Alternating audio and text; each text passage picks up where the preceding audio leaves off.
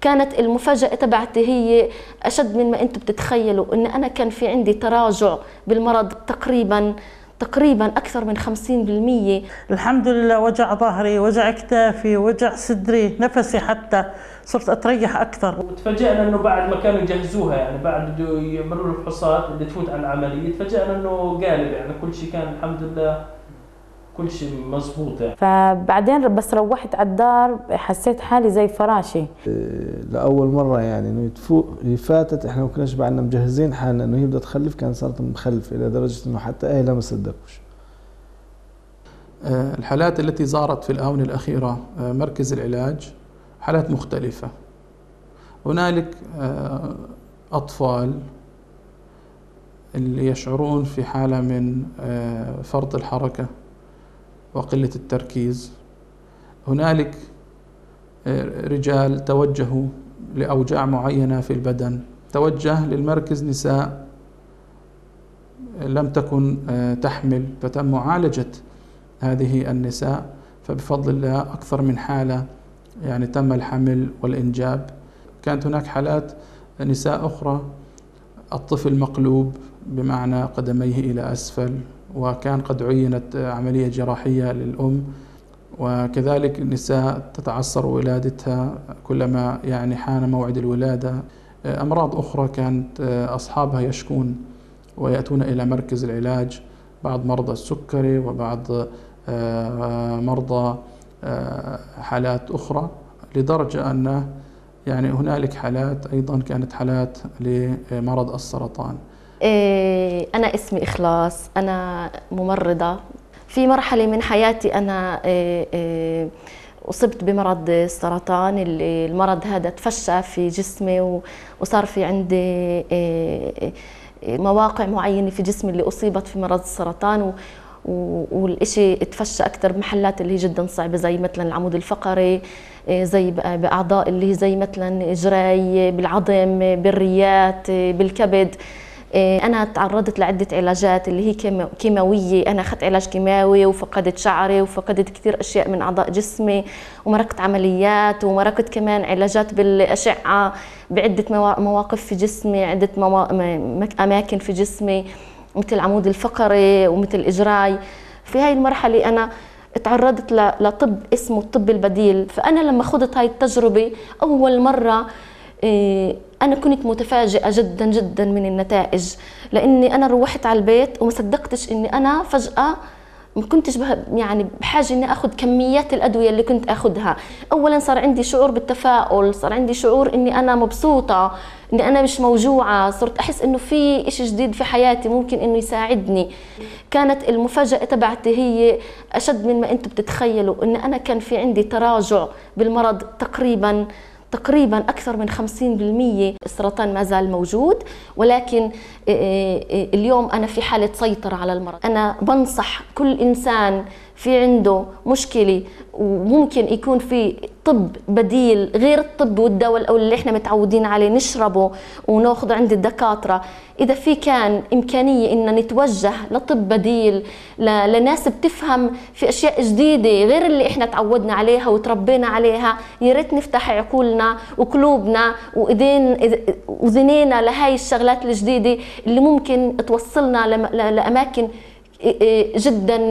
جدا مريحة وجدا بتجلب لنا السعادة والراحة والشفاء. يعني مثل هذه الخدمات يمكن أن نجدها في هذا المركز الذي يستقبل كل من يتوجه إليه من الحالات، سواء الحالة نفسية أو حالة طبية، التدريب لتطوير القدرات والعلاج الطبيعي الذي لا يكون فيه أدوات علاجية ولا عقاقير، بحيث يعتمد على بعد طبعا شفاء الله يعتمد على خبرات وتجارب السابقين مع تحديثات لطرق جديدة يمكن أن تستخدم مع المرضى. أنا كنت تعبان كثير، تعبانة، جسمي تعبان كثير، كل الوقت تعب. لما أمشي بقدرش أتنفس، بمشيش يعني مسافات كبيرة، أطلع درج أنزل تعبانة. كل جسمي كان بيوجعني، كل جسمي كان متعبني، وجع راس كل الوقت، عيني كانت توجعني كمان، صدري، نفسي بقدرش اتنفس، كنت بصعوبة اذا بدي اتنفس بصعوبة اتنفس. لما امشي ركبي كله بيوجعني، كل جسمي بيوجعني يعني كان، حتى ظهري كمان بقى يوجعني. وين نقاط الوجع؟ بركبي، براسي، بظهري، وين في نقاط وجع ساعدني كثير. لسه جسمي متريح، عيني بقيتش اشوف فيهن كثير، الحمد لله لسه صرت اشوف. كنت لما امشي بمساعدة حدا، يعني لا ياخذ بايدي ويساعدني وامشي معاه، اما الحمد لله لسه بمشي لحالي الحمد لله. وجع ظهري، وجع كتافي، وجع صدري، نفسي حتى صرت اتريح اكثر. انا اول اشي كنت تعبانة، رحت على مستشفيات، عملت عمليات بعيني، بصدري باقي عندي سنتور عملت مرتين، لعيني عملت مرتين برضو عمليات، ما تريحتش فيهن. اما على الدواء اللي اعطاني اياه الشيخ عشبي الطب طبيعي الحمد لله والله تريحت، عيني اشوف فيهن، صدري صرت اتنفس وصدري بطل في وجع يعني زي ما كان اول. لسه الحمد لله متريحه وما شاء الله. كل الاعشاب ساعدتني، لمفاصلي، لاجري، لظهري، لوجع ظهري، باقي قالوا لي الدكاتره في عندك ديسكات بظهرك، الحمد لله لسه ولا في اشي. في المركز نقوم بمساعدة علاج طبيعي، بحيث أن فكرة العلاج هي أن نساعد الشخص بأقل أدوات وبأقل علاجات وبأقل جلسات، حيث نذهب إلى مكان الألم في الجسد عن طريق فهمنا لمعنى المسارات وفهمنا لمعنى النقاط وفهمنا الجديد القديم لمعنى المرض الذي هو يعني انسداد في مسار معين في الجسد، ثم التعامل معه في يد المعالج. المرة كانت تعبانة كثير، اجينا عملنا لقاء واحد بس، اللي كنا احنا واصلين لوقت الولادة وما كانش فيه حتى علامات للولادة. عملت علاج طبيعي، وشغلتين اللي صاروا، اول اشي الكم من يوم اللي ظلوا ارتاحت كثير جسمانيا، والاشي اللي يعني كلنا تفاجأنا فيه انه ولادتها كانت جدا سهلة لدرجة انه ما حدا صدق. جسديا ونفسيا كانت كثير تعبانة، بعد العلاج ارتاحت نفسيا. الاشي حسينا انه الاشي خلاها تكون جاهزة انه تخلف اسرع. بعد كم من يوم ما كنا بالمستشفى، هاي الولادة الرابعة، بس لأول مرة يعني انه فاتت احنا ما كناش بعدنا مجهزين حالنا انه هي بدها تخلف، كان صارت مخلفة الى درجة انه حتى اهلها ما صدقوش.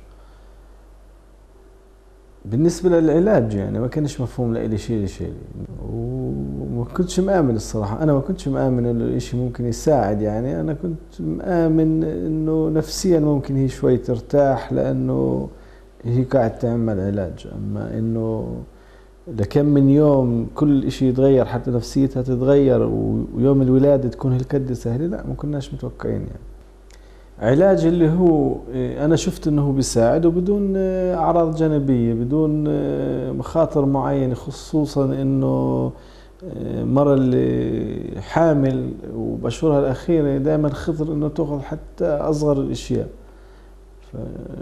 وإشي اللي طبعا ننصح فيه، ننصح إنه الناس تجربه. يعني كثير أشياء أنا بسمعها بين الناس إنه ما فيش علاج لإلها، فيش، بروح على الدكتور أكمل ومشي. هاي وصلنا بالطب العادي لهون، إذا في وبيأسوا الناس وبرفعوا ايديهم وبيعيشوا وبيآمنوا إنه هي عيشتهم وخلص، وحرام إنه ما يجربوش هيك شيء. مركز التدريب والعلاج ومركز مميز في فكرته، مركز مميز في خدماته. الفكرة من مركز التدريب والعلاج هو جمع ما بين الحاجة النفسية والحاجة الروحية والحاجة الصحية البدنية. بعد العلاج صرت أحس إنه الجنين قاعد بحاول إنه يتحرك، فبلشت إنه بلش شوية أمل عندي. بعد ثاني يوم أجوا بدهن يفوتوني على غرفة العمليات، ومضيت وكل إشي. بالصورة اللي بعدها نمت أنا، ثاني يوم بدهن يفوتوني والجنين قالب، لا قالب خلص إنه أنا مهيأ لولادي. فالخلفة الطبيعية هيك بكثير أحسن، حتى لو إنه مش إنه عملية يلا نسجل عملية، لا نروح نسأل نستفسر نقوم بعلاجاتي مثل هاي العلاج اللي أنا ما كنتش يعني مآمنة فيه. يعني الإنسان يتوجه إلى هذا المركز، يمكن أن تقرأ عليه الرقية الشرعية وكلام الله، وفيه طمأنينة لنفسه وفيه طمأنينة لروحه. هي خدمات تتعلق في حالة المتوجه لهذا المركز حالته النفسية. فبحكم أن هذا المركز فيه تطوير لقدرات بشرية لتوجيه طريقة التفكير الإيجابية، لا شك أن التخصصات الموجودة في هذا المركز هي على مستوى من التأهيل ليس فقط لمن يريد هذه الخدمة له، بل أيضا على مستوى الإرشاد للمدربين لتطوير القدرات. نحن لا ندعي الكمال ولا المعرفة المطلقة، بقدر ما أن الطريقة موثوق بها، طريقة العلاج والخبرة موجودة، فالعلاج منا والشفاء من الله سبحانه وتعالى. فهذه الطرق لا شك أنها طرق حديثة قديمة. حديثة قديمة بمعنى أن ليس الكثير من الناس يتعاملون بهذه الطرق، فبالتالي قد يستهجنها بعض الناس. وقديمة بمعنى أن الشعوب القديمة عندما لم يكن فيها العلاج المتطور كانت تستخدم هذه الطرق البسيطة، إضافة أن هذه الطرق ليست لكل مرض وليست لكل ألم وليست لكل حالة، بل يرجى التوجه للأطباء من أجل تحديد حالة المريض، ثم محاولة مساعدته من خلال الأطباء الذين هم تخصصوا في تخصصاتهم وأنفقوا من أعمارهم السنوات من أجل هذه الدراسات من أجل أن يساعدوا المرضى. يعني هذا بعض ما يقدمه المركز من خدمات صحية.